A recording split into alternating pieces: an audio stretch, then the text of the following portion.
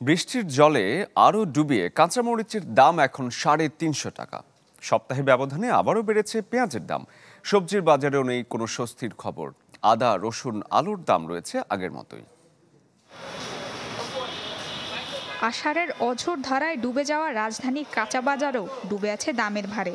বৃষ্টির অজুহাতে কাঁচামরিচের দামের ঝাঁঝে নাকাল ক্রেতারা। কাঁচামরিচ 400 টাকা কেজি, 100 গ্রাম 40, 250 গ্রাম 100, আর আলুর কেজি 60 আছে। কালকে 200 থেকে 180 টাকা কেজি ছিল পাইকারি, আমরা মানে 240 260 বিক্রি করছি। আজকে কিনতে গেছি আপনার 1400 থেকে 1500 টাকা কেজি। তা আজকে কি এমন হয়ে গেছে যে মানে আমার 400 টাকা এক ফলাতে বেশিতে কিনতে হবে। এমনিতেই দীর্ঘদিনের অস্বস্তি, তার উপর আবহাওয়ার এমন পরিস্থিতিতে স্বাভাবিকতা হারিয়েছে বাজার। নগদের কাছে সব গ্রাহকই প্রিয়, তাই তো সারা দেশে ক্যাশ আউট চার্জ সবচেয়ে কম। বেড়েছে পেঁয়াজের দর। আদা, রসুনও এক প্রকার আটকে আছে 200-র ঘরে। তবে বাজারে নেই পণ্যের সংকট, আর পাইকারদের দোহাই দিয়ে খুচরায় চলছে দামের লাগামহীন পরিস্থিতি।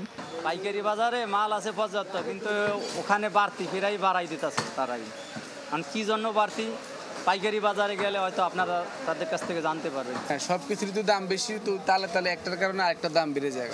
আর পেঁয়াজের দাম বেশির কারণ হলো পেঁয়াজ বিভিন্ন দেশ থেকে যে পেঁয়াজ আসতো ওই আশাটা বদ্ধ আছে, যে পরিমাণে দরকার ওই পরিমাণে আসে না। যারা 5 কেজি নেব তারা 1 কেজি 2 কেজি নেয়, তারারও কষ্ট, আমাদেরও কষ্ট, সবারই কষ্ট। সবজির স্বস্তি অনেক আগেই উবে গেছে।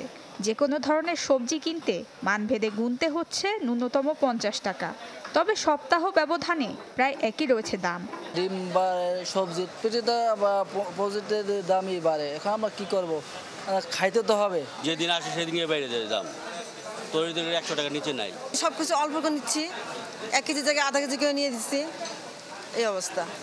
এখন সরকার যদি একটু দেখতো বা তাকাতো বা করতো তাহলে ভালো হতো। এমন পরিস্থিতিতে সরকারি তদারকি জোরদারের আহ্বান ছাড়া কিছুই যেন করার নেই কোনো পক্ষের। নুসরাত মৌমি, চ্যানেল 24, ঢাকা।